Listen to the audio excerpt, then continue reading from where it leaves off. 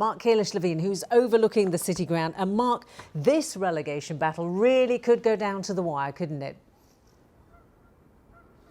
It could. Good evening to you both. And it's such a football cliche, but there is still so much to play for. Forest could escape the drop zone tonight if they beat FA Cup semi-finalist Brighton at the City Ground over my shoulder. And of course, Brighton were taken to penalties in the semi-final at Wembley against Manchester United on Sunday. There'll be Forest fans hoping that the players are more than a little bit jaded. More on Forest shortly. But of course, last night Leicester faced Leeds in another key game at the bottom.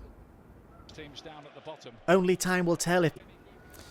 Well, I think that result actually did Forest a lot of good last night, because let's just remind ourselves of the Premier League table as it stands at the moment. Forest second bottom on 27 points. Leicester fourth bottom on 29. Leeds on 30. Sandwiched between all of those is Everton, of course. So tonight's game is really, really crucial if the teams at the bottom of the table, specifically Nottingham Forest, are to escape.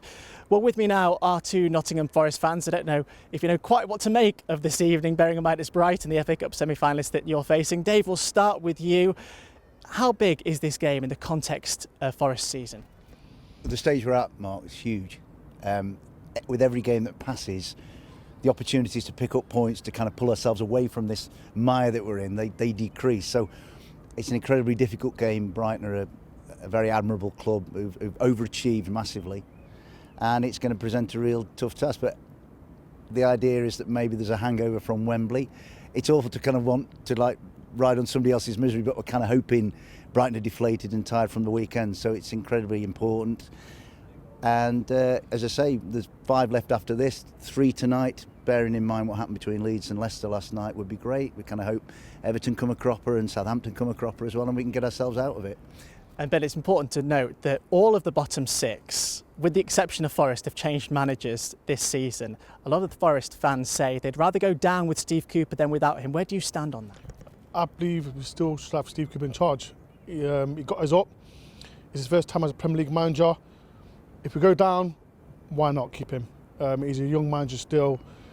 He's been criticised for his performance on the pitch, but he's a fantastic manager. So I believe we can stay up with him, but if we go down, 100% we still keep him as manager at Forest.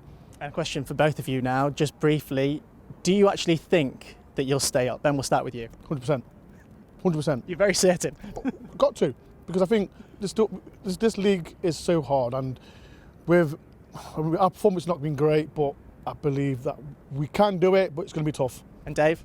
It's going to be very, very difficult. It's the toughest league in the world. Every side we're up against is of a fantastic quality, but I do believe, and I might be sticking my neck out, that there are 3 worse than us, and the sacred 17th would be absolutely gorgeous. So fingers crossed, you both agree that Forest will stay up, yes? Yes. Forest will go up, Leicester will go down. Yes. Well, very, very bold, very, very bold. Thank you very much for that, and enjoy the match this evening. Well, both of them are confident. Of course, the next few weeks will be really crucial for both Leicester and for Nottingham Forest.